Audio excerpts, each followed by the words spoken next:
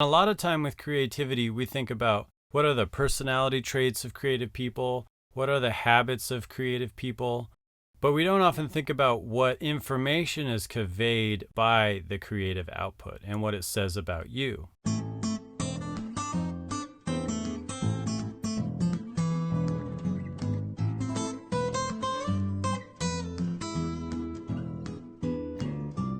In this video, I'm talking about what your creative activity reveals about you.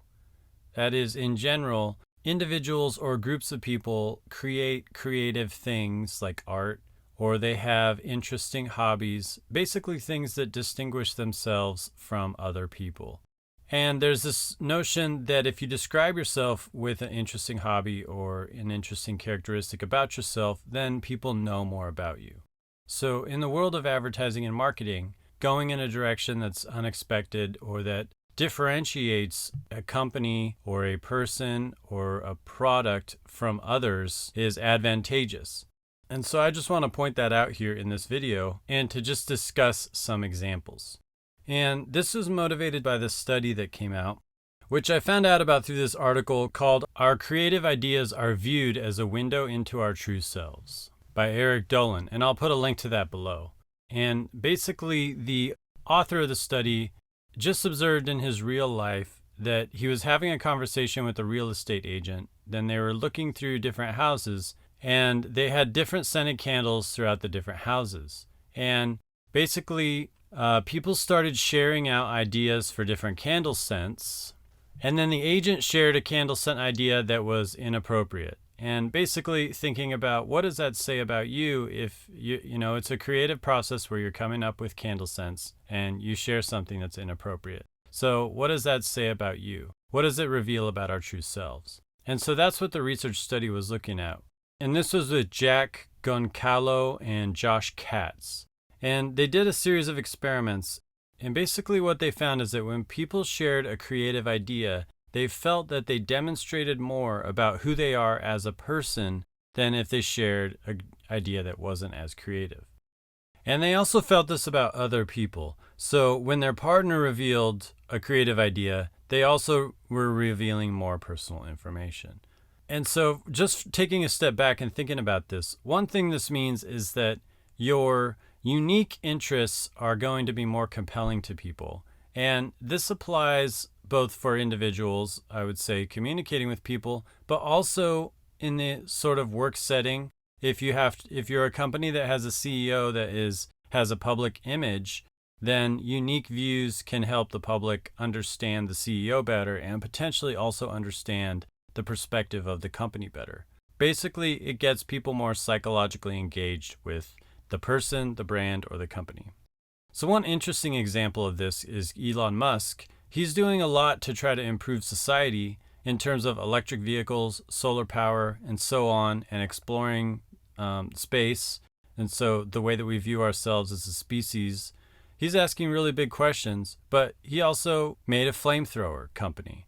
And so little things like that convey more information potentially about him and get our attention more and help us understand him in terms of the perspective that he brings to the company and just the notion that he's a unique person who is basically just following his insights and his true passions. And that is potentially how his company is driven. Another example comes from the book Fanocracy by David Meerman Scott and Ryko Scott. And first of all, they talk about this Dr. John Marashi, who's a dentist who also has a skateboarding hobby. And by skateboarding, he distinguishes themselves and makes him interesting as a dentist. So this is somebody that has 14,000 followers on Instagram. But presumably the hobby demonstrates something about him. And it's even true of David Meerman Scott of the book Fanocracy, because whenever I see him interviewed, he's frequently talking about how his obsession with going out to see live music and how he keeps an Excel spreadsheet of all the live shows he's been to. And it consists of like 900 shows and the Grateful Dead. And his interest in music, because he saw how the artists would engage the fans in the audience. And he realized it's very effective when a group can engage and communicate with the audience to grow them together and build them up into a real tribe around their brand. And so that motivated his book, Fanocracy. And so I can close this out with a quote from Rory Sutherland. He says, "In competitive markets, it pays to have and to cultivate eccentric tastes." And this is something, going back to talking about your hobbies, this is something that he talks about in terms of how, as a society, we recognize that talking about idiosyncratic tastes can reveal something about people's personality. And one way that we have recognized that is through college admissions, where initially we expected that if we saw that somebody was captain of a team, or if they played piano or violin, or if they were involved in charity, then we assume that that demonstrates positive characteristics about them. But now so many people that apply to college are told that these are things that they need to do, that these characteristics no longer distinguish each other. And it might be something more unique that you'd like to communicate to people in order to really demonstrate more about your personality. So thanks for checking out this video. Just thinking about what your creative outputs reveal about you as a person or you as a company, and what they reveal about your brand. So subscribe and hit the bell if you want in on our posts here. We're talking frequently about psychology and how that relates to marketing. And hit the like if you like, and the share if you share, and let us know in the comments what you think about these ideas. Thanks for checking this out.